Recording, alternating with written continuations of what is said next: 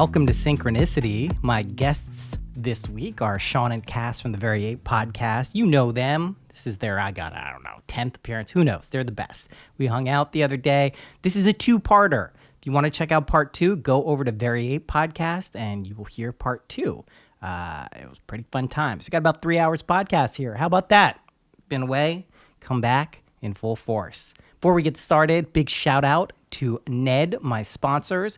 Go to helloned.com /sync, S-Y-N-C. Use the code, is it /sync? Use the code SYNC, S-Y-N-C, to get 15% off whatever you order. Their shut-eye chai, their sleep aid is fantastic. I highly recommend it if you're having trouble snoozing. Their CBD is fantastic as always. Use that if you're in any sort of physical pain, mental, emotional strife. Also great for that. We love these guys. They support us. They're our favorite. helloned.com. Use the code SYNC, S-Y-N-C, at checkout. 15% off whatever you order. Forever. We love those guys. This episode, you'll hear what it is. It's just people hanging out, having a good time. We cover the fun stuff. We do all the fun things that one would do when you hang out with your friends. Remember to hang out with your friends, guys. It's super important.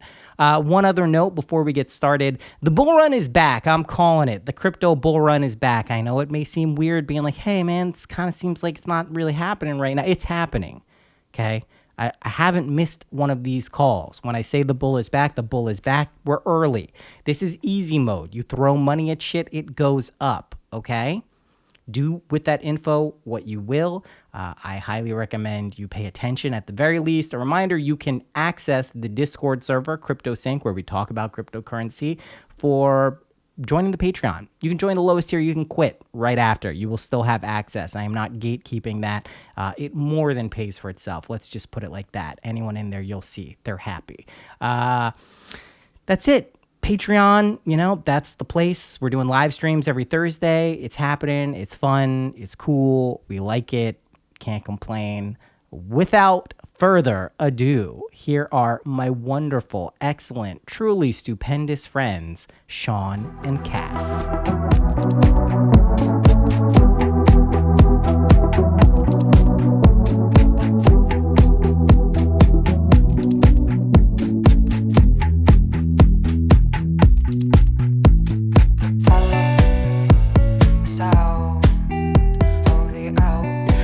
Congratulations.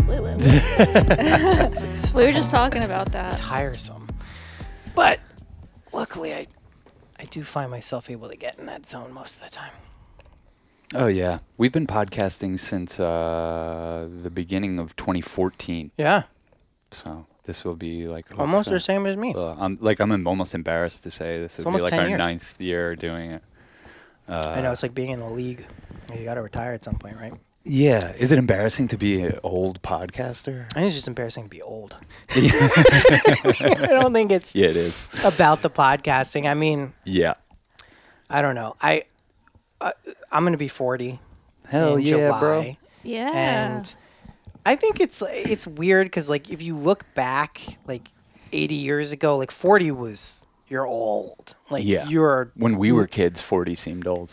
Yeah, and I mean, wonder... you're officially middle age. You are, but it doesn't feel like... I don't feel, like, physically on the decline. You know what I mean? Like, I can't drink as heavily as I could, but... The opposite. I'm so waiting for the other shoe to drop when it comes to that stuff that I'm like, it's made me have to have disciplines that I probably wouldn't have had otherwise. So. But you guys are also really healthy, like exceptionally healthy. Yeah, we're so rigid about what we put in our bodies. And then I could be loose about so many other things. I can be high all the time. I can fuck off. I can be unemployable. I can take acid all the time, but like it seems like this one thing, but I do like, it seems like that one thing, like paying attention to what we put in our bodies. And then, we've added to that, like meditation is very important to us, exercise and sleeping good. Sleeping. Yeah, we've gotten very, very, very dialed in with our sleep. I don't take care of... I go through phases, like I think most things, but like I generally do not pay that much attention to what I mean, I pay attention. I'm just not like stopping if something seems like I shouldn't be putting in it. But yeah, definitely like it you feel a lot. I think one of the things when you take care of your body is you feel a lot better physically, which naturally carries through like emotionally, psychologically, so you can get into grooves. You don't have to work as much. It's like the muscle is developed to get into like a positive mindset or just like feeling like good. Yeah. You have everything working against you when you're hungover. Like, and for a while, like you were just saying that you had family who was heavy drinkers and you were trying to keep up and you just couldn't. You had to tap out. Fuck. I mean, drinking, taxing. I'm not as like, I used to be like, I think I went through a phase when I was like really getting into weed. It's like, alcohol is the worst. It's so bad. I actually don't think that. I think alcohol is really cool. There's a reason it's called spirits. Like there's some real, my sister is very good at kind of like educating in that department, but it is taxing. It's like, it is a specific type of poisoning you're doing to your body. And I mean, the biggest testament to that is, you know, if you're a heavy drinker, like a chronic drinker, and you just stop, you don't just get withdrawals like an opiate addict. Those won't kill you. It's just uncomfortable and they're miserable. You can die from alcohol withdrawal. Like, Totally. You literally can die, which to me is like, obviously, for how liberal people are with it, it's pretty crazy. Like that's. Oh yeah. I've been telling my dad for 10 years that alcohol is bad for you and no amount is good for you. It's a carcinogen, all this shit. He was like all on the train of like, I need to drink a couple glasses of red wine, or pretty much a bottle a night. My health. For my health, you know? And finally, the New York Times catches up and writes an article that no amount of alcohol is good for you. And the amount of alcohol you'd have to drink for as far as the wine to get those benefits is obscene. Yeah. And so it outweighs. So my dad, who's been a drinker my entire life, and I mean, my parents got divorced over it. He's like basically like, you need to love me for who I am, and I'm a drinker. And that made Cass like, man, she is like just such a compassionate person. Because the person, like, you know, one of the closest people in your life, you don't want them to drink, and you've done everything you can, and he's like, accept me for who I am, and you did. Yeah, and then of course, he hasn't drank now since Christmas because of the fucking New York Times. Those, like, I mean, well, that's a whole other. I mean, thank you for that, but it's kind of frustrating. That's these old heads. They love the New York Times. New York Times got you. Well, it's that's so interesting that's what I got him. That's where like this whole science thing, because you know now. You know, they're finding out there's no real consensus on it, but they think that COVID came from a lab now. Is like a lot more agencies, which always kind of made sense to me. It's like the Wuhan coronavirus research place is where it started. I thought we had all come to this consensus a while ago. Maybe I only listen to weird people, but I thought that this was a well-known open secret, you know. But what that pandemic did in terms of creating a schism between scientific belief and like scientism belief, it's still reverberating. Like there are still people who are completely basing whatever their beliefs about something like a virus is off of what the scientific research, but there's like, I don't know, it became a god for people in and it's a god ways. That's handed to us. Our concept of science, whether we can comprehend this or not, is handed down to us from the pharmaceuticals, which we don't know anything about ourselves because we're not scientists. We don't create chemicals. So these people that put a fucking sign in their front yard, in this house we believe in science. I'm like, you're a jabroni. What are you fucking talking about? You believe whatever they're fucking selling you? It's weird. It definitely is weird because a lot of people who would be considered like on the left or more liberal, like the hard line stance on that was that this is like, even with the vaccines, like remember, like whether you got a vaccine or not, it's not important to me, but it was definitely pitched as this will stop transmission. Like this is going to curb the ability for this to spread. Definitely doesn't. That's why we took it, and then it doesn't do that. But that doesn't even make sense. I've gotten COVID from vaccinated people each time. Each time, and me too. I've given COVID to Sean twice. Yeah, vaccinated. It's just like it's bullshit, and so it gives people this false sense of security and. Yeah, and it comes back to me like because a lot of the I've been getting into this author Florence Scovel Shinn, who was like a little before Neville Goddard, but there's this clear like Theosophical Society, new thought type of thinking where it's like your beliefs and that's what creates your reality and creates stuff. And one of the things that they all talk about is that a virus won't make you sick. Your belief that the virus will make you sick is what makes you sick. If an authority figure tells you that this will heal you, your belief in that authority figure and the mechanism of what they're saying is actually what creates health. That's a tough pill to swallow, no pun intended, for people, because it opens the door, obviously, to all the other metaphysical ramifications of that. But I that's how it works, as far as I know. We know that because we know about placebo effects. Right. And it works in the opposite. If you think something's bad for you, it does that sort of thing. I mean, So I how had do you I had a fucking pain in my chest for like 4 months when I first heard about COVID.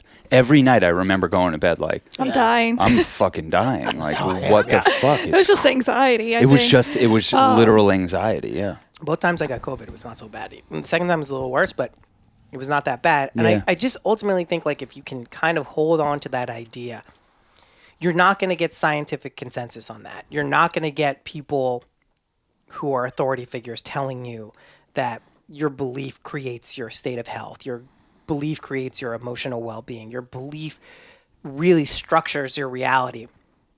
Because it's not, it's a destabilizing concept. It really puts so much emphasis on your own ability to kind of be in control or the master of your thoughts and things like that. And that's can be a heavy burden for people. It doesn't have to be. Especially in victim culture.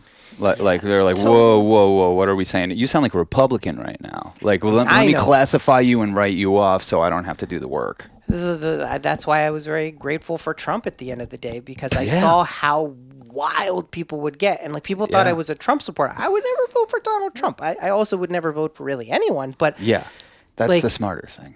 The thing is like just people's opposition to him as though it mattered. Yeah. Was insane. And it still is insane. It's still that people want him to go to jail. I mean, people have such blinders on for how we're getting effed in the ass by the Biden administration. Oh, yeah, of course. Like, it's just crazy. Because it's their guy. I don't get it. I just don't understand. Like, I mean, I knew who Biden was because I literally delivered petitions for the Rave Act in like 2001 or a little before, because he was trying to shut down raves, because if one drug sale took there, they would label that a crack house and it would be condemned. And so I knew he was a schmuck. He's a serial liar. He's a shill. He's just a corporate shill. He's from Delaware. What Yeah. does Delaware exist I know. to I house have a fake company. companies? I have a company. That's I what have a company Delaware in is. Delaware. That's who's running our country. The guy who ran Delaware. Yeah, and I mean, I just don't I don't hate Joe Biden. I don't think he's like the worst person. I don't think he's any worse than any other politician. But to see people still kind of get riled up about politics, like, I don't want to be so disconnected that I say it's antiquated, but it doesn't serve most people. That energy is not productive for most people. I think the most frustrating thing for us, having a lot of people in our life who are staunch like Biden supporters, is just feeling like they don't need to do anything else. Like, It's voted, kick your feet up time. it's like, I voted for the good guy, he's in there, you know what I mean? It just feels like there's this, that this gave them the, like, I'm on the good side of history, and I just don't even believe that the Democrats are the good guys anymore. I think I did at some point. I did. I protested at the Supreme Court when Al Gore lost. I was a huge political believer and definitely liberal. I was the reason Al Gore lost. I lived in Florida. I was 18. It was my first election. You And I didn't vote? voted for Ralph Nader. No, you fucking asshole. Me and 238 other people God. changed the country. Isn't that funny? That's I was hilarious. a fucking young revolutionary. And Ralph Nader. He's the man. I still he's fucking fine. love him. He I got love him. seatbelts. I mean, at the time you were like, there's no difference, but honestly, I do believe that Al Gore is the lesser of those evils, and it would have Yeah. been a very different Well, thing. it's But it's why- it's Yeah. impossible to know. It's really impossible to But know. think of, we wouldn't have got all those amazing George Bush experiences. and all those with the amazing, drones yeah, and all those dead the Iraqis. shoes. Now you watch know, this whatever. drive. But that would have happened anyway. Let's be clear. I guess That's it would. You know what the the thing thing. is Let's be because clear. they probably would have, because the Democrats Yes. overcompensate. They overcompensate for being seen as weak. So they are the one. Like, what I liked about Donald Trump was that he was like very anti-war. He stood up to the He's generals. an isolationist. Yeah. I kind of liked that. I was like, what? And then we That have was his best thing. So, and I think that Democrats are so scared of being perceived as weak that they're the first to bomb and do whatever. I don't think this perceived weakness. I think They're it's just a run by the policy. same people, You yeah. make money for the defense contractors who Yeah. pay the lobbyists, who pay the politicians. Like, it's not like a really complicated, complex system. It's just corrupt usually. But let's remember, like, that was a unanimous bipartisan decision to go into totally. Iraq. And it always will be. And you got to be Hillary most Clinton- suspicious yeah. of the bipartisan things. And of course, You know? like, I don't know, like, the schism politically between the two parties is more about theatrics at this point than actual policy things. There are different things, but I also find myself being more aligned with Republicans usually on fiscal matters these days. Well, because you're I can be wealthy. you're at a wealthy man sometimes. Sometimes. It really is sometimes. I mean, I like to think all of the time, but sometimes exactly it's present in my bank account. But yeah, I mean, it's complicated. I do think like it obviously serves a function. We need governing bodies. Like, I am grateful we have roads and laws and such, but it does seem like a lot of like just fractured energy that really affects people too. Like, I think more of like the COVID stuff, because that was such a, I saw so many people literally get mad at me for just talking about the possibility that vaccines maybe shouldn't be mandatory kind of de facto, and maybe we should wait a little bit to see what happens. People lost their jobs. Yeah, especially in New A lot York. of people Yeah. lost their jobs. I'm not with that, especially as more information comes out and everything. And what I would like to say though, as to people who did take the vaccine, like myself, the way that, you know, if you didn't take the vaccine, it's your belief. I believe that, like, I could have probably survived COVID. I can survive having taken the vaccine. So just keep your mindset positive, no matter all the negative. We got in the sauna and sweat that shit out. We sweat out the COVID and sweat out the vaccine. Just sweat it all out. Again, it goes back to what I was kind of saying about it's your belief. Yeah. It's like what you believe. The vaccine isn't going to kill you. COVID isn't going to kill you. If you believe that they are, to me, the danger in there is you're opening up a door. Like, you're then putting your faith outside of yourself and your ability to kind of like summon forth like reality. And once that door's cracked anywhere, it's like a chain and there's a weak link in the chain. Yeah. And it will inevitably be focused on by you, the higher aspects of your being, your soul, your subconscious, whatever you want to call it, superconscious, will home in on that and give you a life experience that exposes that. And then you have the choice to react as though it's a real thing that is outside of you, dominating you, and you have to deal with it, or whether you're going to go inside and kind of like deal with the root kind of belief structure that's causing that to be played out in your reality. And that, I just feel like all of these experiences are hopefully emphasizing how much personal power and influence we have on our lives, and that it isn't this outside stuff that dominates and controls, because then you're making a God outside of yourself, which is not, as far as I can tell, accurate or beneficial. It's not like it serves you all that well. It can put you in a state of delusion where maybe you're like, you know, good for a little bit because you have a magical thing that helps you, but I don't know. It doesn't seem like the way to go. I think a lot of this would have been better if it wasn't mandatory, because it would have just been like, if you're high risk, and even if you're just healthy and young, this vaccine has been proven to make it where you're less likely to go to a hospital. I don't have a job. I wasn't forced to get the vaccine. I voluntarily got the vaccine. We also wouldn't have been able to work in our industry if a that's job actually- did come up. That's why we did it. No, we when were we like, went to if Abu a job Dhabi- comes up, we had to be vaccinated. That's true. Everywhere we went. 3 vaccines, not 2, 3. Cass forged the last one for me. I did. That's my girl. Well, because I was like, I saw what was happening with people's hearts, and especially men. I was like, I'm not making you take another one of these. You want me strong. Yeah, of course. And I don't. Meanwhile, my dad, like every time Rachel Maddow says go get a fucking vaccine, he's like, I'm going to get another booster. I'm like, stop. Literally, we What had are to they yell on? at my dad. What are they on Stop. booster wise? Like 8, 9? Yeah, something insane. Yeah, they're just injecting him with MSNBC at this point. Right. It's just like a main line. Just get the fucking Yeah, thing, exactly. IV. You're a good person. You're a good person.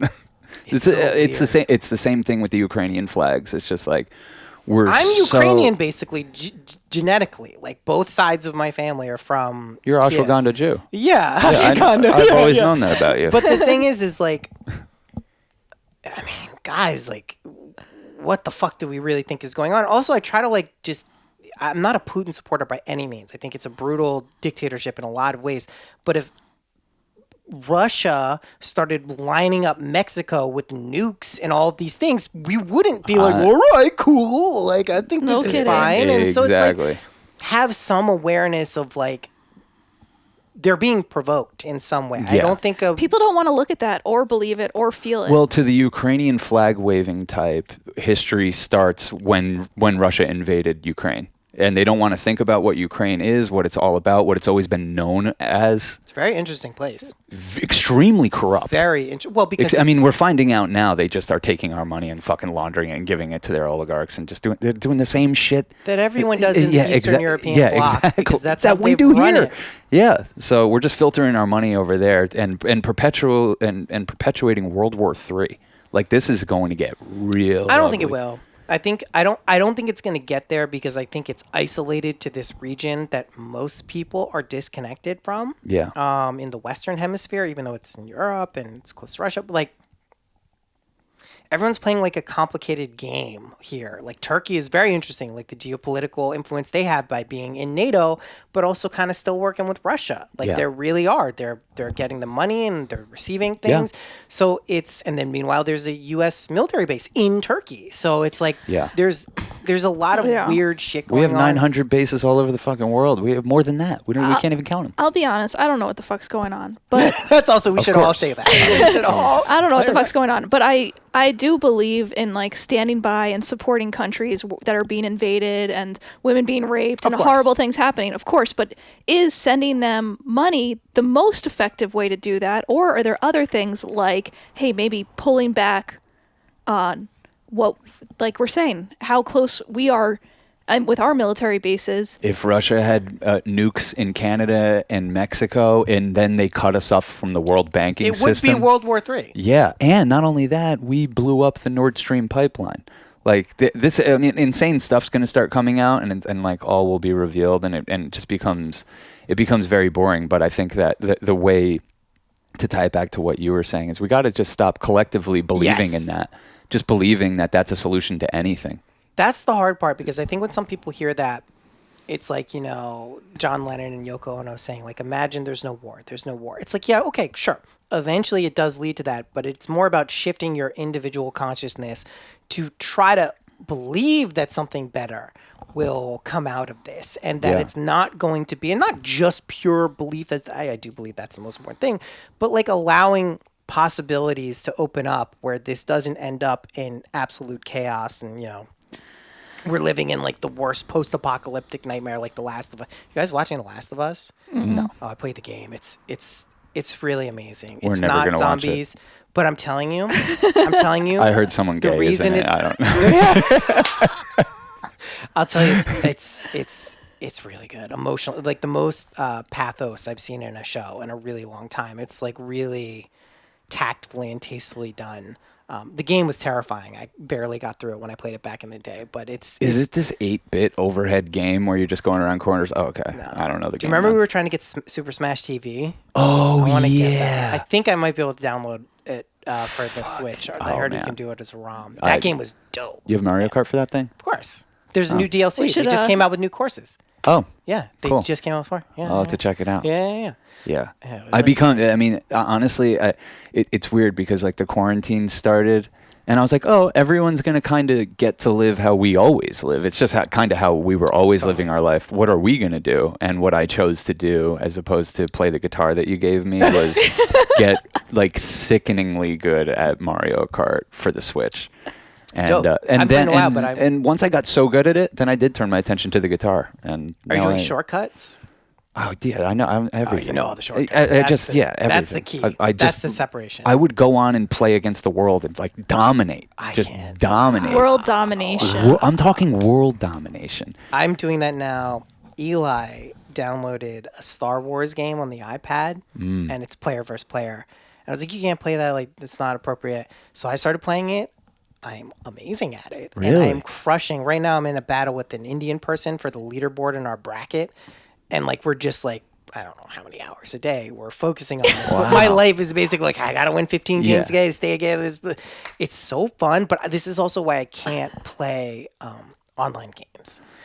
Well, it sounds like you are, though. No, I have to stop. I know what I'm going to do. I'm going to dominate. I'm going to get so good where I can just come in and dominate, and then I won't want to do it anymore. Go out on top, retire with the belt. Exactly. Yeah. I can't do this because there's some part of my brain, like the competitive OCD part, where like I will be the best. If I can be the best, I will put in the time. That's why I like Call of Duty type games. I don't play them because I suck. Like I'm never going to be as good as the kids or the Asian people. So it's like I don't need to play it. But this, I'm good at it. It's a real problem. Well, this is why I have to pour all of that in me towards art, because I'm only in competition with myself. Only I would know if this is better than the last thing, or if I grew, or because I've been like, and that's how I am. I was like that when I was like, in capitalist, like the hustle out there with people. I got a gig at History Channel at 23, and I fucking dominated people that had been there 15 years. People had made their careers there. I like went in there and for 4 years just fucking shook the place up, dominated, got my start, and was like, yeah, I don't need y'all anymore. And then I was like in art world, and it was like hard to tell where to point that like fiery competitive like inner little bitch capitalist in you. But I burned it out. That's when I discovered mushrooms, like literally. And like we started this saying like we're healthy. That's what started me being healthy. Was like almost like, hey, like my body and my soul had enough of that fucking competitive, angry, masculine dance, and I was like, I wanted to just be a little bit more in flow, and I needed a mushroom to like humble my ass and say, start eating right, motherfucker. How long did you guys know each other before you did mushrooms? 3 years. At least. Wow. So I did it when I was 32. Sean. Yeah. That's Oh, Yeah. I knew clean shaven Sean. Yeah. When I met him. Yeah. But I mean, I think Cass much prefers the version of me that's psychedelic. And doesn't, my friend? I can pour I can pour all that stuff that I used to be like, fuck this, fuck that, and I'll tell you why. And I'm it used to be like, fuck everyone, eat shit. Like that literally was our had a shirt mottos. that just said like eat shit, and like our whole crew, like that was our film thing. Like we were just like, nobody fucks with us. Like it was kind of how you have to be like fiercely independent in an industry full of rich kids. You know what I mean? It's like, I don't have money. I'm going to get mine. I'll fucking show you guys. Yeah. And I will fucking, I'll rewrite this medium if I have to get fucking my work out there and to get it seen. Like, I don't give a fuck. And that was much more the attitude. And then like the mushrooms came in. Now we're peace, love, and magic. Peace, love, and magic. With a little bit of eat shit. A little bit. Well, you have to. I mean, I think that's also like, it's great to be woo. It's great to be psychedelic. Yeah. But you got to have the edge there, or you're just like, it's too. It's all balanced. It's you get played. You get played, but you also just like, you need that grit. You need the edge to be able to kind of like go after what is important. You don't want nothing. You don't want to be fully indifferent to life and what it has to offer. I don't think that's why we're alive. Yes. It's just to like exist and be cool with literally everything. Like, sure, but we do have desires. We do have things showing us what is important to us. Whether we think that's possible or not is another story, but like that's why those things exist. And I think that relationship also like between our desires and like people can get weird about it. They can think that, well, it's not possible, or it's wrong to want that, or it's not appropriate, or I don't have the time, or whatever it is. But if you allow yourself to go to the place where you do, and your desires are pointing you towards something that's very important to you, that's when you can see these big life shifts, whether it's mushrooms entering your life or, whatever it is. Yeah. I think with the mushrooms, more than anything, it gave us an understanding of what consciousness even is. Right. Oh, like we can be more conscious. Right. Like I was pretty good at being asleep at the wheel, but then like you're awake at the wheel. And then you're like, oh, I should be conscious of what I'm putting in my body, conscious of what my thoughts are. And that's where we were like, we need to meditate. Like we need something to help support, listen, to let the not prioritize every dumbass fucking thought you have. That's super important. Yeah. People just, you don't take and give equal importance to all thoughts. Yeah. It's chaotic. Yeah. I have thoughts everyone does all day long that are preposterous, that are just like absolutely like not even in like a nice way, just like what, like what? And unfortunately, a lot of us, including myself, everyone engages with some of those, but to have this like almost like radical ability to selectively choose which thoughts and ideas we give power to. That's like the meta skill that hopefully, we get better at or like click into more often than not, because then you can really start experiencing life and enjoying it regardless of what the circumstances are too, because this ability to kind of resonate with your thoughts is what's going to summon forth your experiences. And it's not easy. There's a lot of shit that gets thrown at us. But again, I'm of the firm belief that that's us doing it to ourselves. It's not like this life is this thing and it does this shit to us. It's like you're doing it. Yeah. What you believe is creating your reality. I've seen it proven true too many times, good and bad, unfortunately. You got to take responsibility for the gnarly shit you dream up. No, thank you. I mean, it sucks. I just also like how sadistic can we be when you think of all like the weird gnarly shit we put in our lives? But oh man, overall, I mean, I think any ability to feel gratitude for your life is such a powerful way of like taking control or using like the power, your innate power, because then you start to understand, like then you start to fully appreciate that, like, okay, there's a lot. I remember this, when I really got like this is my biggest experience of this in my life. It was with you guys when I did the DMT and the ketamine and the nitrous and the acid and the kratom and the weed. I take no responsibility. You should take full. You ruined my life. So when I was coming back, I had gone through most of like I had already asked if I pooped myself or whatever. No, that was the second time. Yeah. But like I Googled it. It said you'd be okay. Yeah, sure. And so I was coming back, and for about 5 or 10 minutes, I couldn't feel like myself. I felt paranoid. I felt disconnected. I felt afraid. I felt suspicious. I felt no love. I felt completely detached from all the things that I now recognize are just like how I naturally feel. Yeah. And it was terrifying. And then all I could remember is as my feeling started coming back and realizing who I was and where I was, it was like, oh my God, I'm so thankful and happy that this is what I choose to resonate with, rather than the unlimited spectrum of what could be that is not as good as this. Not even when I say not as good, like truly hellish. Like so your dark days of the soul ended up being a good reference point for you to have a positive outlook. I had no choice but to. There was like literally, it was not even a conscious decision. It was like being kicked in the nuts. I'll take it too afterwards. Kicked in the nuts repeatedly.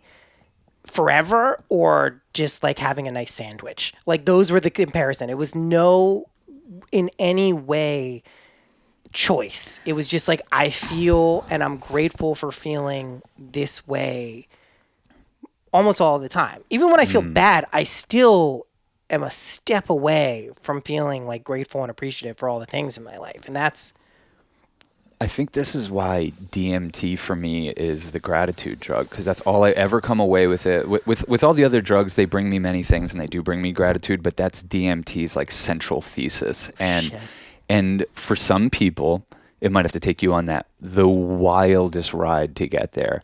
And like for me, like a lot of times my DMT experiences haven't been terrifying. I'm in another dimension.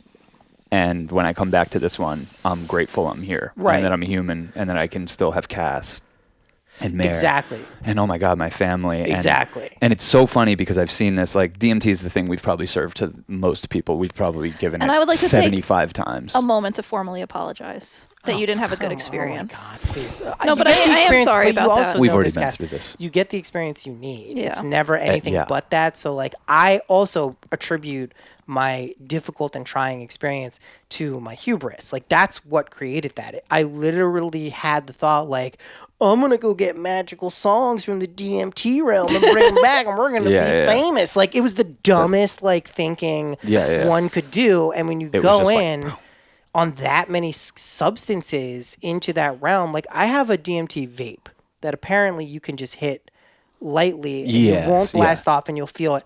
I will experiment with that at some point, but it was enough for me to like really jolt me out of whatever reason I thought I was using substances for. Yeah. Which to me, if they're not serving a specific purpose, that's when they can become a problem. I do think that they need to be at least functioning and serving you in some way, and you get to make the determination whether it's beneficial or not. If it's just like a hodgepodge, just doing, that's, you're not going to come out on the right end of that most of the time. Sometimes you can, but I mean, it was reckless. That's why I got that experience, and I am grateful I did, because I'm telling you, like, I mean, I probably wouldn't be grateful if I didn't click back into it, but I did start feeling like myself. I did feel where my natural, like, vibratory pattern is, and is good. It's not bad. So. Well, you're not even top on my list of craziest ones. You know what I mean? You're probably number 2 or 3. Oh, that's good to know. Well, actually, if I start including people who did purge and fucking vomit and You're shit like themselves, 7 you're or like 10. 7 or 10 on the list. Like, that's how many wild situations. Imagine how you've many seen. people probably shit themselves that didn't tell us they shit themselves. Oh yeah, they're just like, I'm gonna go in the bathroom for 45 minutes for some reason. I didn't shit myself for the record. I know. Well, you asked me to verify, and I was like, okay, and I'm gonna take off afterwards. But yeah, you didn't. Shit. My friend once asked me that on mushrooms. The first time we were young in high school, we were at the beach. It was a beach week, and he had taken some mushrooms, and there was a shadow from, like, the sun was going down, and there was a spot on his pants, and he goes, am I peeing myself? And I'm like, dude, I don't know how you want me to verify this. I can't answer that for you. I hope not. But, like, what do you want me to say, my dude? Like, you got to know that. But I did. I mean, God, it was just such a trip. It was so disorienting because of the ketamine, I think, primarily, but maybe the acid and the nitrous and all that other stuff. I think also the music playing. I was telling you guys, I was like, turn the music off. You do not want to be tethered to anything. You want to just allow the experience to happen. And I feel like music, everyone wants to listen to music on DMT. I'm like, silence, because anything that tethers you to time distorts the experience. Yeah, and it was also, I think we were listening to like a loop of what we had been making, which is maybe the worst thing you can do on ketamine. Yeah, it was just like, it was reckless. That's all there was. And I think I knew, and I was just more of the, like, just let our boy do what he needs to do. Yeah. I'm not one that's going to tell another man in his own house how to do the drugs he wants to do. And I remember breathing in, total void, nothing. Breathing out, it sounded like a Jack in the Box starting. Everything would come back. I'd see everyone. It would retreat. And that happened for like a good 20 seconds. 20 years. It's too much. It was so crazy. But honestly, Noah, you probably have one of the most positive dispositions of anyone I've ever met. Has that been your whole life, or is this like post Neville Goddard, or what is this? Well, we've known him before then. You know me before it. I mean, the thing is this. Was he that positive before? Yeah, that? he's always positive. Like, we joke about you. We're like, good. You know, like, that's what we say about Noah. Well, that was the funniest tarot reading you ever gave. We're all on ketamine. We're just sitting there on ketamine, just pulling cards. You're just like, good. And it was. It really was. You're just like, don't worry about the details.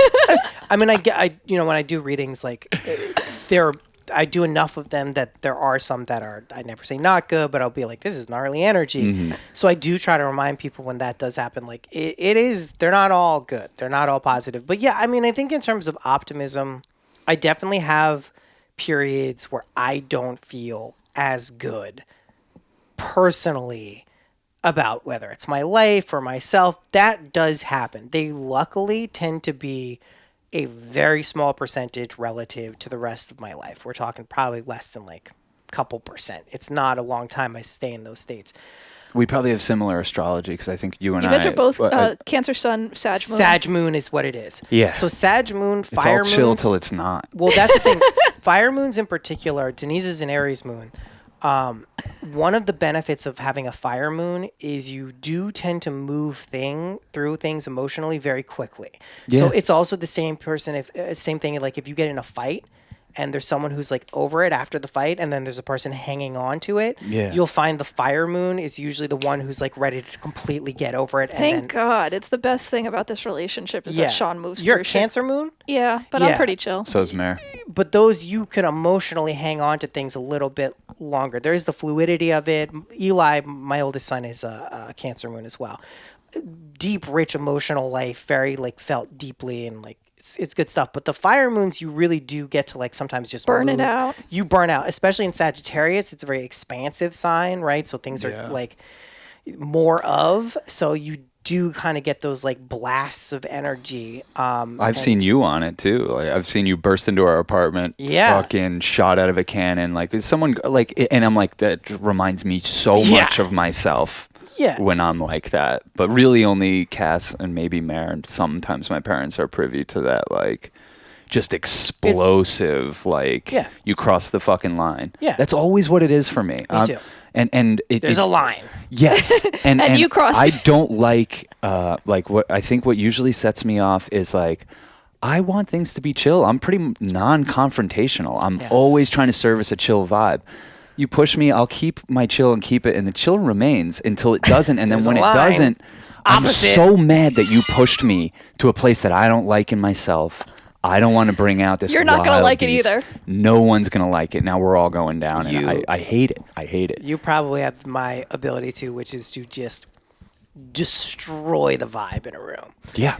I don't even have to say anything. 20 people there. You could be doing nothing, and you have just destroyed the vibe. I know. I can apparently do it by just like changing a look on my face. Like, it's a skill. I mean, anyone can destroy a vibe by changing the look on their face if you care about what their vibe is. You know what though? That's a thing. Yeah. If you care about it, there are people in a room who might not be happy, and you're indifferent You're like, towards I don't that. care. Honestly, there's some people who, when they're in a bad mood, I'm like, this is hilarious that you're in a bad mood about this. I'm going to have a great time because we're at a concert. We're having a great time. You're in a bad mood. Kids will teach you that too because their moods are, to us, seemingly just insane. Like, we're at Disney World. There's Mickey and Minnie Goofies walking around. You're fucking crying.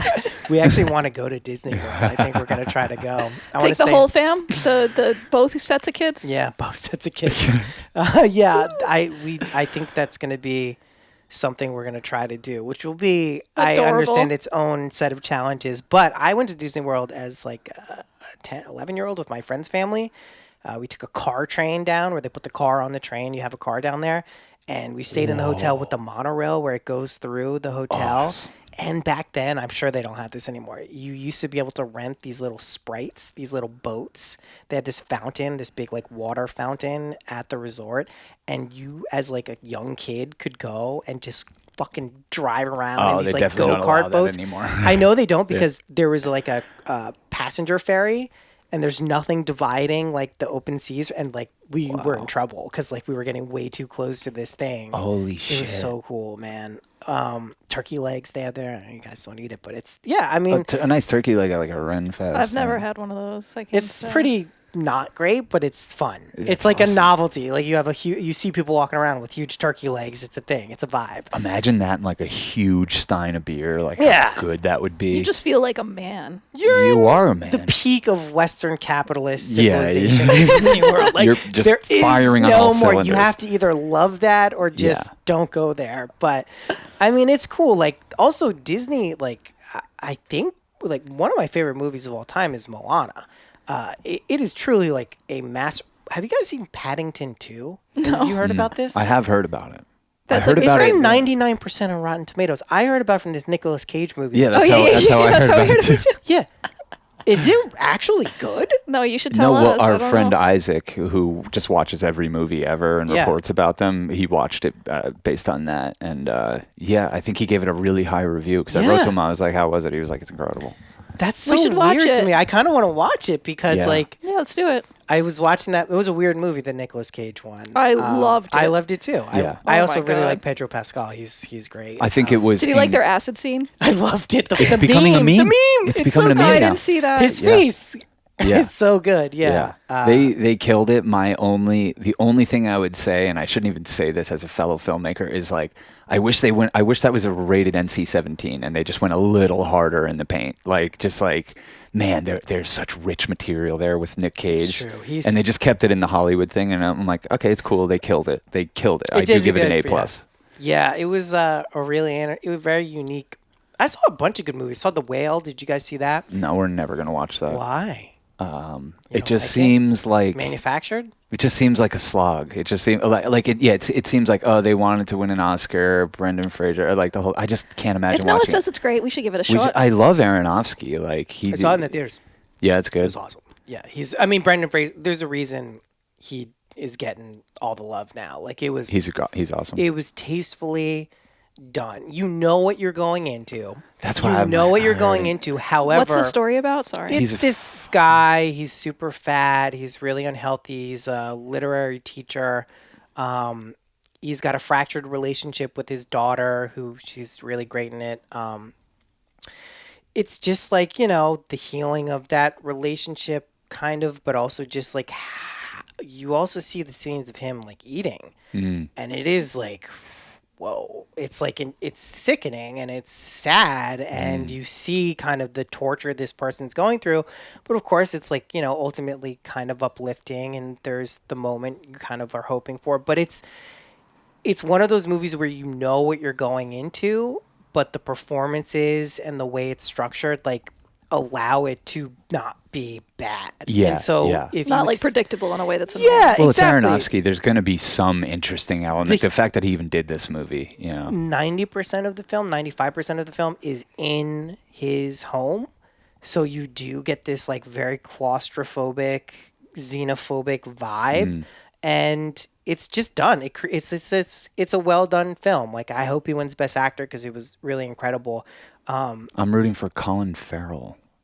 I couldn't watch it, man. Oh. I watched the first 20 minutes. I'm like, I'm not doing this shit. Oh. Everyone says it's amazing. That's like my favorite thing in years. I'm like, oh, Really? finally. You're Yeah, Irish. that movie, I watch it and I'm like, finally. Yeah. Like something decent. You're yeah. a done. You Yeah. have to. It's in your blood. I'm an I tried to Irishman. watch it, and I was like, I can't get into it. I saw The Fabelmans in theaters. I thought that was pretty good. We'll have to check that out. He's good. I mean, he's a Spielberg. good fucking director. Yeah, he's one of the best ever. Yeah, it's really cool. He's so good that we can take him for granted. Like, Totally. He's so good. I watched E.T. the other day with the kids. I was like, shit. You know what I saw recently that actually holds up incredibly well, despite him being kind of Me Too'd?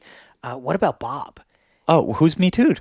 Bill Murray. No. Yeah, he been Me Too'd in the film with the Aziz Ansari film. Wait, what? He got Me Too'd. Oh, yeah, people are like, He's an also apparently been a asshole. lech forever. I mean, it's not surprising. He's Yeah. a free spirit. Give the man a break. Yeah, No, he's an people are not- alcoholic. He's an alcoholic. People were not happy with him. Wait, what did he do though? He was like, like A little handsy? touching and making comments. And What about then- Bob is one of the best movies ever. I don't know It if I've is seen it. true. Oh, Cass. Cass. Wait, what? I don't know. It's Oh my God. Bill Murray and Richard Dreyfuss. Yes. Richard Dreyfuss plays his therapist. The best. And his therapist, like, he's got this handful patient that's Bob. Bill Murray. Yeah. And Richard Dreyfuss and his family try to go on vacation, and Bob follows them up there. Yeah, and the yeah. family's Because like, he needs help with therapy or yeah, whatever. yeah. he's like, and fuck, yeah. And it's like it's so funny. The so movie's good. so funny because it's just like So they're it's like, it's like a let's- Twilight they're Zone like, let's episode. go Yeah. fishing, and they're like, what about Bob? Yeah, and the family loves him, and everyone loves him, and it's almost like only Richard Dreyfuss Yeah. can tell how annoying this Yeah. guy is. Like Yeah. everyone else is like, "Oh, stop it! You're being Yes. uptight." Yes. And it's It's fucking amazing, incredible. But it makes you kind of side with Richard Dreyfuss. You understand that he's Oh, like annoying. yeah, I mean, You like, this do, but then you just like you can see what's happening, and it's Yeah. so hilarious how like no one else can see. It's a how It's like perfect planes, comedy. trains, and automobiles. It it's sounds. Yeah. yes, it's Yes. a lot like that. Yeah. By the without end, any of you're- the real emotions underneath it. Like it's just Yeah. goofed. Yeah. There's like no tether to reality. Mm. He's such a goofball. Oh my god, yeah, it really held up. I was surprised. Like, Yeah, I 'cause, love that sometimes movie. old movies you watch and you're like, oh man, If they're before 2000, most movies will hold up. yeah. I have after- noticed that. What the fuck happened? I don't Some- 9/11. I all- guess. I don't know. No, I think everything just got overproduced. Too many cooks in the kitchen, not respecting artists. Scripts just got dumber. I think just maybe collectively we got dumber. That's true. Like just across the board, Well, our we were intellect scared. has gone down. We were in more No of one a wanted to- constricted posture. Yeah, it's not as fun or funny or light. But we've been like we watch movies from the 70s, and we're like, this know. this script is so complex. Yeah. The human Yeah. emotion that they're navigating is so complex and nuanced and obscure, and And they it's like trust the And it's like audience. now it's just like lowest common denominator across the board. We can't take any risk. You know, because the dollar is what's like the most important thing to people. Well, these are expensive things to produce, and they take a lot of people and a lot of time, and they just want to make sure that they're going to Did get you their see investment Avatar back. 2? No. Well, I would love. I'm like, I would love a review from I would you on love a that. review from you. I would love for somebody I to liked explain the to me what first the fuck one. that movie I was. didn't- look. really I wanna- enjoyed it. I was high off my fucking mind. Yeah. I Acid? enjoyed it, but I was Edibles. edibles. Oh, nice. But I was like, they the storyline is coming out of nowhere. Like there's characters that don't make even sense. It doesn't even follow anything. Like I just It's was just like, a spectacle. it's a spectacle. But They're like, it's such a spectacle. You forget like this doesn't make sense. Yeah. That's Like, what I gathered. That was kind of the first one was kind of like that. I actually like Avatar. I think it's cool, but Yeah. I didn't also want to sit in the theater for 3 hours for a spectacle. But it's so nice because you're I'm gonna see underwater and it's so cool. I'm gonna see it. 3D. I got this 3D. sound bar. I usually watch the big budget stuff on that. It's really. I highly recommend anyone if you're like watching stuff, get a sound bar. Just it really is a changer. Get a nice sub and a sound bar, and you really got the theater. Although I gotta say, Then you need an extra remote. I went. No, you don't. I'm just kidding. It's automatic. I'm joking around. No, automatic, but baby. Going to the theater is also awesome. Saw The Fablemans and The Whale at the theater, and it's really nice. Like it is nice to get. It's one of my favorite things ever. It sucks I missed it. that it like went It's away for a over. while, and I it's mean, kind the of one over. near us is closing. It's closing, yeah. Yeah. AMC's closing all these theaters. Yeah, there's no big ones up here. It's all they're across the river, but there's nothing. They're all art house in Rhinebeck and a teeny little one in. I would Red Hook. love if we had something like that, but we don't. They show pretty good stuff there. That's Yeah. where I saw The Whale, and it was. I guess no one really sees shit up here. It was empty. It was pretty. It was like 20 people in there. I've been pretty happy. I saw. Do you guys see Triangle of Sadness? No. That was pretty good. I gotta Yeah. say, it was legit. We'll it see. It was not bad. I know I'm talking to people who are like you especially. No, we try to watch No, we most love things. We love movies. I love a movie. We just watched the other night a great one called Long Shot that flew under the radar. Seth Rogen and Charlize Theron. She plays the Oh, secretary. I saw that in theaters. I saw that in fucking theaters. Great movie. Funny when they jump off the fucking Yeah. balcony. Yeah. I saw that in theaters or something. Who did I see that? I feel like it was on I a feel date or like something. we were trying to figure out like why isn't this like a bigger movie, and I think they just picked the wrong title. I think like people can't remember what it's called, like what because it doesn't really line up with the movie in any way. I don't know. It was a weird one. Yeah, I saw that in the Hamptons. That's where it was. But I was saying when we first arrived here, 'cause we were talking about Seth Rogen as we pulled in, So funny. and we came in here and you started talking about Seth Rogen, and I was Yeah. like, he's kind of a god to us, and for so many reasons. It first started out. Cass claimed this when we first got together. She's like, we have to pay ultimate respect to Seth Rogen because he is a mainstream stoner. He's carrying the torch. He's making this normal. He's making these funny stoner movies. He's like the new Cheech and Chong. but in a more highbrow way. Yeah. This is the yeah. end is brilliant. Yeah. I never saw This Is the End. Oh my god! Well, it's You're perfect to gonna rewatch during love pandemic it. too. You're gonna It's love so that great. movie. It's so I know great. it, but I hadn't seen it. And not only that, but now he's one of these guys who's like, no, I'm not having kids. Yeah. And For you guys. it's really You have nice when you have a celebrity figure that you already look up to They being like, have mad nah. respect for. You're Yeah. like, oh, this makes sense. We're talking about it. It's cool. He makes sense. I want to do pottery more than I want to raise children. What if he, It- like- it is what it is. It is what it is. What if he like gets divorced though, and then marries like a 25-year-old and has kids? This could I happen. will pray for that for Sean as well. Then Yeah. Yeah. let your seed live on. Kids are definitely. What I was thinking about when I saw that him talking about the kids thing is, there is this, because he was acknowledging that like maybe there's some part of me that I don't know that you experience when you have kids, and the only thing I could say is, I was commenting to Denise the other day because I was lucky enough, not all my kids live together. There's Eli and Gabe, who I had with Alexis, and Aslan with Denise. But we've all been together this past week, and the relationship, especially between Aslan and Eli, is the cutest fucking thing I have ever. Like the love they have for each other is like, it's insane. I've never seen it. So I do acknowledge there's parts of me that I would never even have access to if I didn't have kids. But then there's the part of like we were talking about, like I don't have a lot of time to do shit. Like I really don't have that much of a personal life at this point, and it was a choice. It wasn't something I did that was thrust upon me. So like it's weighing those kind of aspects of being and determining like it's definitely like jumping off a cliff with kids. You don't get to go back up. Like you can go back up on your own and jump off again if you want to do it. Yeah. But like you're not taking that action back. And it's a big leap, but it's pretty rewarding, I got to say. Like I don't find it.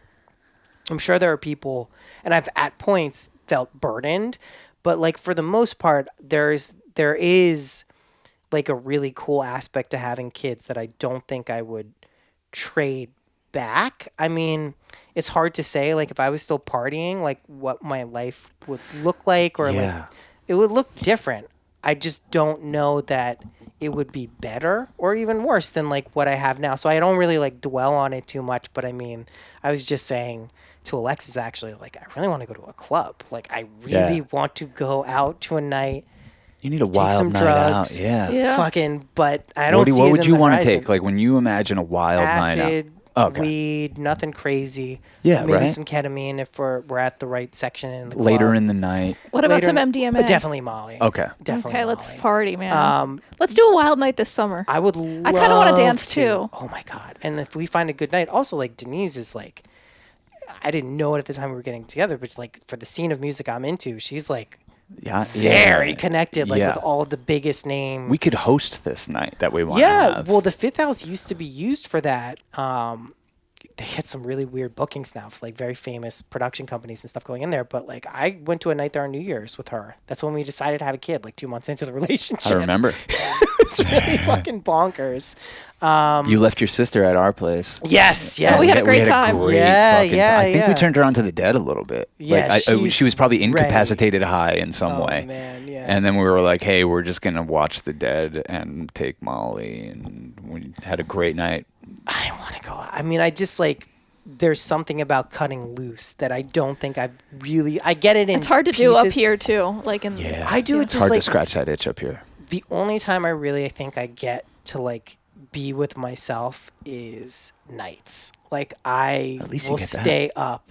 But it's taxing is what I'm realizing too, because I still have parental and like shit to do the next day. I'm trying to find, I think I just have to be more creative in terms of what I envision for things to look like. I also think when we're traveling a lot more, that's like, I like that. Like I like being able to go to a new place, experiencing a new way of like hanging out and whatever is there, and then going back. And so I think it'll naturally balance out. But yeah, I mean, I just, sometimes you just want to go out and fucking party. Like, Yeah. it's fun. Definitely. We should take note of like a Billy String show and give him a bunch of yeah, acid. we should go to some shows this summer. I would love to. Like I think we'll probably, I mean, I've been saying to Denise that if all continues to go well in crypto land, I'd love to buy a place in the city. Like actually like a really nice apartment somewhere either downtown or like Central Park area.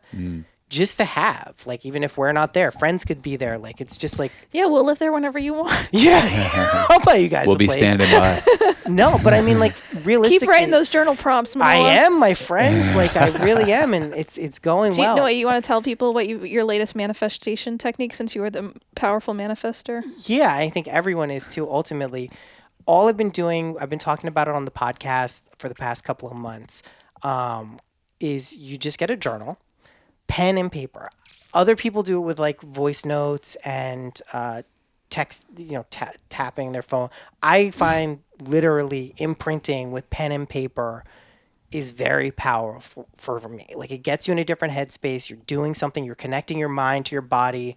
And then you just write down whether it's a series of affirmations, like I am grateful, I am wealthy, I am happy, I am blessed, whatever it is, mixed with some other kind of like all my needs are met at every point in space and time. Like I'm making $12,000 a day. I literally will write down and have done. I started out with I'm making at least $15,000 a month because that's what I needed to maintain my lifestyle. And 3 kids will do that to you. Oh, it'll do it to you. I mean, the truth is we can't afford them, so. Well, Yeah. that's not true at all. Okay, wait, we don't have to talk And about also that. the other, just before I will address that before I get back to the other thing. One thing you will notice with kids is as soon as you have a child, money comes from places Yeah. you would Because you're having to work your never- fucking ass off No, to not even provide for just like this that. little thing. It will come from everywhere in ways you couldn't expect. And I it is believe that. because inside of you, you need more to provide. But every single child I've had, every single one, Crypto goes like, tons of money coming in. Not just crypto. YouTube was doing it with Gabriel for a while. Was making like $5,000 a month from that, just from YouTube. Out of nowhere, it was the funniest chart I've ever seen. There is something about this innate kind of like belief that you are providing for something else. No one, I don't think people should be reckless and just like pop out a ton of babies if you don't have any money. But I guarantee like no one should use not having enough to worry about having a child. Also, I'll point out, if you are having a child in the beginning, if you don't have a lot of money, we do live in a state and a country, for the most part, that really does provide for people. You won't pay for the pregnancy, you won't pay for the care, you'll have health insurance, you'll get tax credits, all of these things. So money should never be a reason not to have a kid. But it's pretty... anyway, back to the manifestation. Let's go back to that. So you write all this stuff down on a daily basis. You can do it more if you want. And just... all I can say is like watch what happens. I think it has to do with the consistency of doing it daily. It has to do with shifting your mind into a place where you're communicating with your subconscious.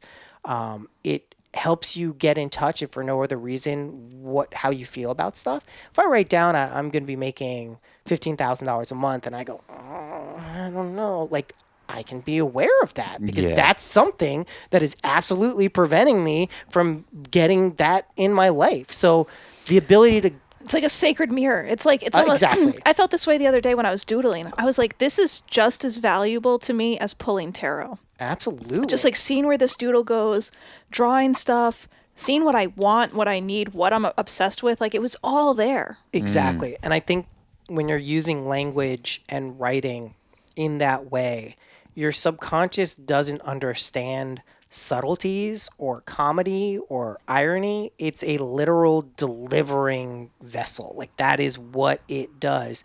So if you speak to it in that way and are clear about what you want, you'll not only be able to gauge your reaction to it, but you can get better at understanding what it is you want. That's one thing that I think a lot of people forget. I was going to talk about this on the next episode of Synchronicity. Is the number one rule of like Manifestation Club is you need to have a goal. You need to have a desire. You need to be clear that you have a goal and desire. And everyone is like, well, of course I want all this stuff, but you might not be thinking it through. You might not actually being specific about what it is you desire or what it is that you're trying to achieve. Once you have that, you have an unlimited number of resources and possibilities to help you get there, or to realize that you already have that, and it's just a matter of letting it play out. But fortunes to behold. Yeah. I told you. It is true. And we're perfect examples of this, because when I was 16, apropos of nothing, especially connections and resources, I was like, I'm going to be a filmmaker. And then the only reason this train keeps rolling is because there's an idea behind the one we're making, then there's an idea behind it, and it's like, if anyone ever asks us like what we want to do, like we're very in touch with our desires. We want to make this movie Wild Magic. Boom, someone's giving us money to make it. Then what do you want to do next? We already know. Like, boom. I also have no doubt, and I'm sure a lot of your friends feel like this, that you guys are kind of destined for greatness and success. Not that you already haven't everyone achieved knows. it, but I mean, the truth is like that belief does culminate in the outward manifestations of what you guys believe that looks like and feels like. That it's just that persistence and ability to have faith in that is the thing that allows it to kind of emanate and shine through. I think a lot of people get tripped up when the seeds they've planted haven't immediately shot up to like Jack and the Beanstalk levels within, a certain time frame. But that's part of the game we play with ourselves. And it does work out. As long as you believe it will work out, whatever it is in your life, it will work out. And also acknowledge how it is working out. Like, I think that's also a big place of like, you got to be grateful for what you got if you want the universe to give you any more. And I would say you're the universe, right? In that equation. So, of course, that's how it works. Like, what is going to be your conception of what's possible if you can't even acknowledge what's already been done? Well, I do That's where the DMT comes in. Yeah, exactly. I do like that Noah believes great things for us. I appreciate that. No doubt. It's not because we He believe invested great in our things. last movie. I We did. wouldn't even have that movie, American Sunset. Noah's the executive producer. I am. Whether he was going to give us that money, whether we gave him the fucking It's so credit true. or not. But it was 100% true. He's like, you guys need money to finish your thing? Here you go. He just texted it to us. I was like, you're an executive producer. You're in Hollywood now, I made motherfucker. it. I made it. Yeah, You're the man, Weinstein. Noah. I'm ready to be Weinstein. Yeah. But yeah, I mean, it is just like the ability to have the freedom to believe big things for yourself is what allows those things to happen. You look at a Seth Rogen, you look at any of these people who have like really created like a name for themselves or a career or whatever it is. They had to have that belief, which allows other people to believe in them, which allows circumstances to arise to create that being true. That's just how it goes. I've seen also too many talented people have an immense amount of like potential and creativity and talent, but they just don't have that thing where they think it's possible or they give it up at some point because it didn't happen. And I just think that's like the worst tragedy that can befall a person's life, really. I mean, there's other horrible things, of course, but like keeping that spark of creativity and belief, whatever, it doesn't even need to be creativity. It could just be you're going to make a lot of money, whatever it is. But like knowing that that's really possible and not giving up on it that's the ingredients for like the recipe to get what you want. And I think we forget it often. Everyone that we know, any person we could mention that we admire, it started with them believing in themselves. Yeah. Because if they didn't have that, you can't expect anyone. Like it starts to catch on like wildfire. Yeah. If you have those fucking embers, it does fucking spread. That reminds me of Daniel Johnston. In the movie, he just like believes so much. A documentary about him. He believes so much about himself that he's going around hyping himself, and he gets on MTV that day, which is like a nobody. Yeah. And he was a nobody, and he got on MTV. And if you listen to his music, you're like, anyone could probably think that they could do it, even though it takes like a very creative mind. A genius creative mind. But like when people believe in themselves, other people want to believe in you too, because people want to believe in something worth believing in. And you have to show them that it's worth believing in. Because you're the creator of it. That's the whole point. It's just reality as it is itself too. That's why this place exists. We believe it does. We are here to like kind of deal with whatever this is. What and is this learn thing? about our belief. I think it's just a cumulative belief place. Why are we here? It's to have a good time. I think ultimately, I do. That's why at least we all end up together, because we're in the boat of we're here to have a good time. And learn, not everyone. Yeah, and like also like, I guess at the end of the day too, like you want to have the ability to kind of get better at creating harmonious realities, if that's something you're interested in. I am thankful we don't exist constantly through present awareness where whatever we think instantly happens, because like that'd I be said, a little too much. It's too much. Like imagine like you're like, oh, I hope I don't get kicked in the balls. Blah! Like, you know what I mean? Like he's like, like you don't want, like we complain about time and the restrictions of physical space and 3 dimensions. God. But like we probably want to get a little bit better at affirming our beliefs and our power before we experience other places. So I don't think it's a school per se, but we're getting like, think of it like a video game. When you start first learning the new controls, it takes you a little bit of time before you're proficient at it and can get kind of like good and play. And that's what this is. You've assumed a first person game. It's like we see it just like we do in like a Call of Duty or whatever. Like that's what our reference point is. How do you move the player? With your fucking thoughts. That's how you move the player. There's no directional pad. You're not moving it like this, but you are willing yourself to do this. You're moving to do that. You have a motivation to do this. That's the game. And it also takes some of the seriousness out of it on some level, because you don't feel that like your decisions will inevitably cascade into some horrible consequence because you did this thing, or you're a bad person, or you made that choice, or you fucked up there, whatever it is. Like, no, you're not condemned to those realities unless you start believing that you are, and you better believe that. Well, your reality is whatever you're believing in the moment. So in some ways, you are exactly whatever your thoughts are in that moment. Like it's what you have is what you're thinking about. So it is kind of like an instant reality in some ways. And to me, it goes back to like, that's why I'm optimistic. Yeah. It's a choice. It's like I would much rather believe and feel truly that because of that mechanism of how things work, or I believe that they work, we make it better. We can make it more harmonious. We can experience increasing levels of joy and gratitude and love and peace in our lives. Like, why wouldn't we do that? To me, like, that's just like a simple expression of what would make sense to do. but you have to first make that step of like kind of acknowledging or beginning to believe that that's how things work. You got to Yeah. pierce through the veil. I think for a long time, like now I'm very much in, like, I love what you're saying about harmony, like praying for harmony, manifesting harmony, because what you think is best for you might not even be the most harmonious outcome. And Often, yeah. And I think I was caught up for a long time on just thinking I knew what was right. I knew my dad needed to stop drinking. I knew what you need to do. I know what I need to do. I know what I need. And now I'm like, I guess you just get humbled by life and you're like, I just hope everyone has a good time here.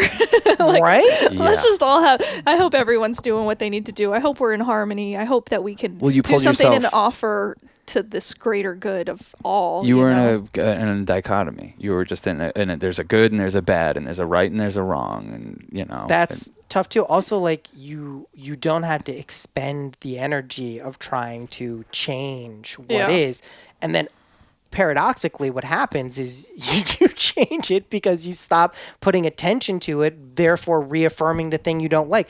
That's one of the things that, like, when you fight against something, all you're doing is perpetuating and creating the situation. Totally. Because you're acknowledging and believing that it exists. When you Yeah. pull that away, it usually tends to evaporate. And Well, it- that's why this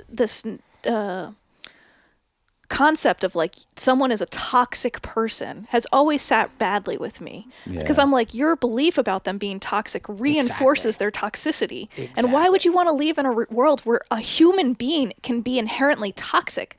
They're scared, they have bad coping mechanisms, they're unkind. These can be true, but toxic just feels so dismissive. Even all of those other qualities you listed, one of the coolest things we can do is change our conceptions of other people internally and see if our experience of them then it changes. Like even I've seen this in my own life many a times. Like this is where the MDMA comes in. it does. Well, the MDMA really does.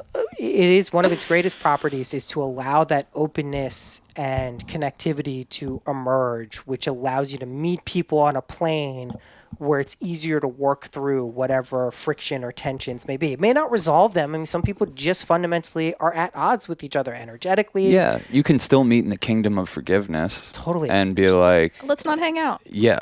Yeah, and like that's the other thing we can do is like you should be able to choose like what relationships you have. Like no one is I mean, listen, if it's family, it's family. We all know how that can be, but like for the most part your social interactions, that's always a choice. And if you have someone in your life who is difficult or causing you distress, change your conception of what they're doing. Change your idea of what your relationship is and see what happens. Also, it can really help people in relationships, like even with like intimate partners. Maybe you shouldn't be in that relationship sometimes. Yeah. Maybe you will get the insight and clarity to be like, what am I actually doing this for? Am I happy? Is this something that I think is helpful for both of us or whoever's involved in it? And like, you want to be asking yourselves those questions regularly, because otherwise you then just fall into a trap of potentially living a life you don't want to be living. And that's not, I don't think people want that. Well, you made a big change. So Yeah, has yeah. Sean. You guys have both Yeah. divorcees. Hell yeah. That's a big, bold step to take. It Yeah. was also absolutely the right one. I Yeah. think we would both agree. Yeah, exactly. For a multitude of reasons, and it's not easy.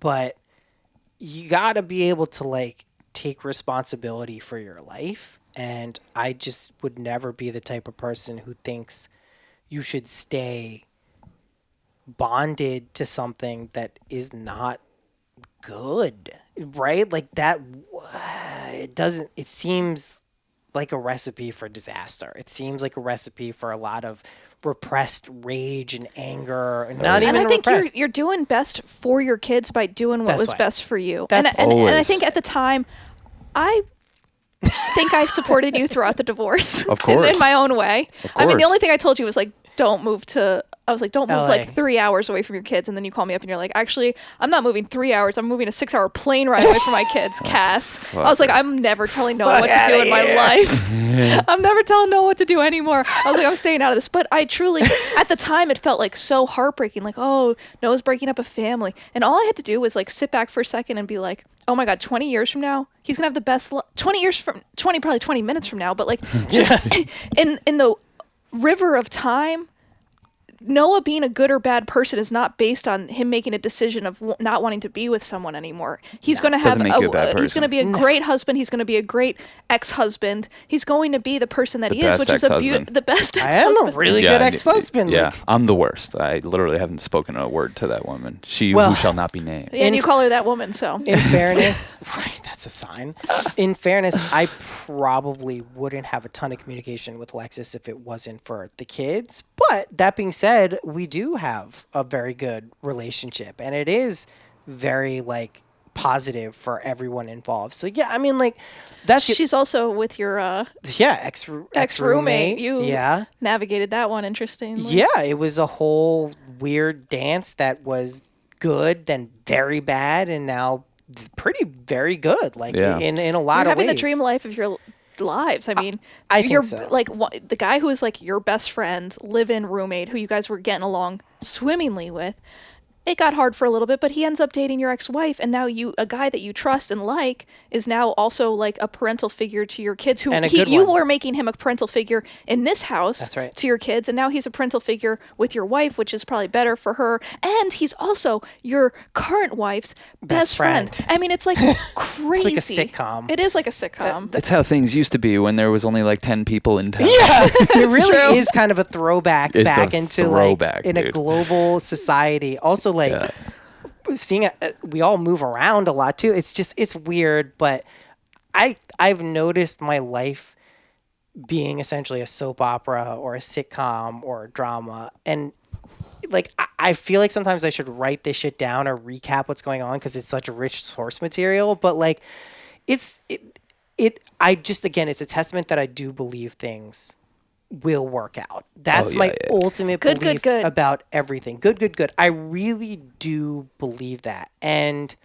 you could say, well, that's because, you're a white cis male in a society that makes it easy for that. And not everyone has that experience. It might make it easier for you to be optimistic, but it doesn't mean that your optimism isn't a huge factor in that. And I think ultimately I would like to believe that even if I was not that, and I did face greater societal restrictions or shit going on, that it's not based on that. It is ultimately based on what you believe to be possible. I'm not saying it's harder to believe that if your whole life everything has been told and shown to be not easy. Yeah. But this is a universal message. It's not based for a segment of the population that has had easier life than other people. And I luckily do get the benefit because of the podcast to see that be true. Well, that's why this accessible wisdom is helping a lot of people. Like, they're the wisest people on TikTok now. Like,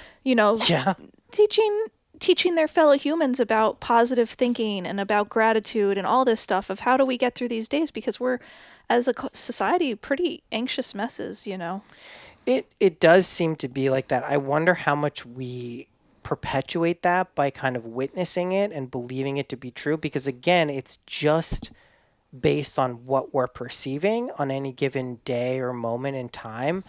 And there's so much out there now that it's hard to say it is any one way or predominantly this way. Like, TikTok is a great example. My experience of TikTok is it's just a weird, wild place.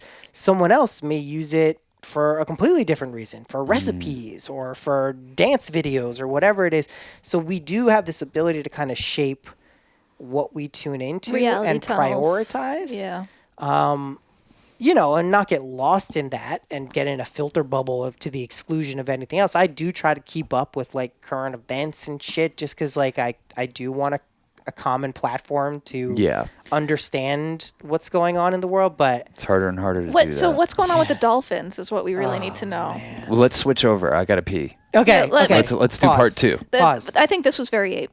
I'm gonna claim it. Okay. We gotta do. Well, it doesn't matter if they're not connected. Yeah. Okay, cool. We'll link to them. But thanks for being on Very Ape. Well, look, you were either on Very Ape or we were on your podcast. We're doing 2 episodes, though. This is part 1. We'll figure it out. We're Dolphins fans. You're like, that was good. It's ours. I thought it was more Noah's, but we'll discuss. We'll be right back. To be discussed. All right. Peace, love, and magic.